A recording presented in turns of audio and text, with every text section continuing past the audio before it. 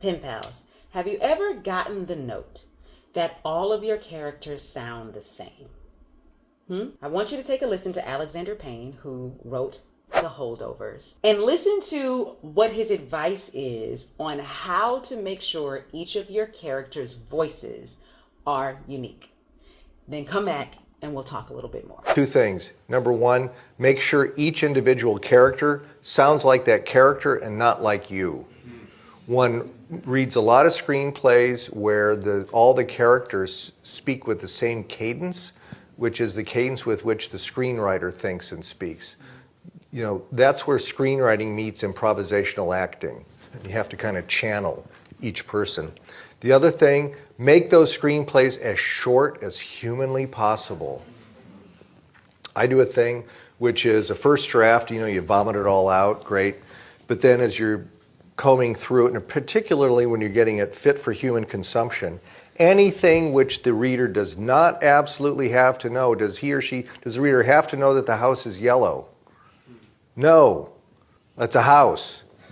I keep a separate file called director's notes, which is something that I want to remember, but the reader doesn't have to know it. One of the notes that I give about character voices is that you should be able to black out the names of each of your characters and while reading, still know who's speaking. Because just like you, your mother, your sister, your father, your cousin, your friends, all have different voices. And I don't mean intonation, right? I don't mean the sound of the voice because it's on the page. But I mean the way that they speak, the patterns in which they speak, the word choices that they use, right? Depending upon their education level, they may speak differently. Depending upon where they're from, they may speak differently. Depending upon what profession they're in, they may speak differently. And some people will even code switch because they'll speak one way in one setting and another way in another setting. But when reading your script, you should be able to cover up those names and still know this is that character speaking. This is that character speaking.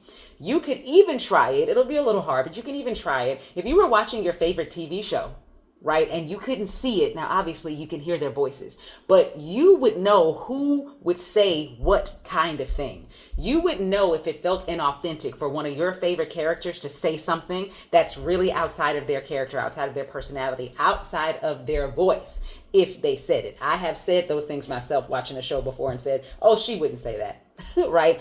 Because your viewers always know your characters way better than you do. Okay, so do that as an exercise. Go to your script, cover them up, see if you know who's speaking. And if not, ask yourself how you can differentiate them. Now, don't go so far that you start making your characters sound like caricatures and then they don't even sound like real people because you're trying to define their voices so much, right?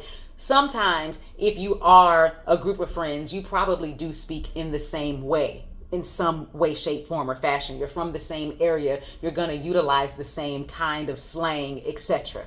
So don't take this too far. Don't be too literal with it, right? But we do want to just make sure that every single character doesn't sound exactly the same, that they don't have the same point of view that they're speaking from with every single line.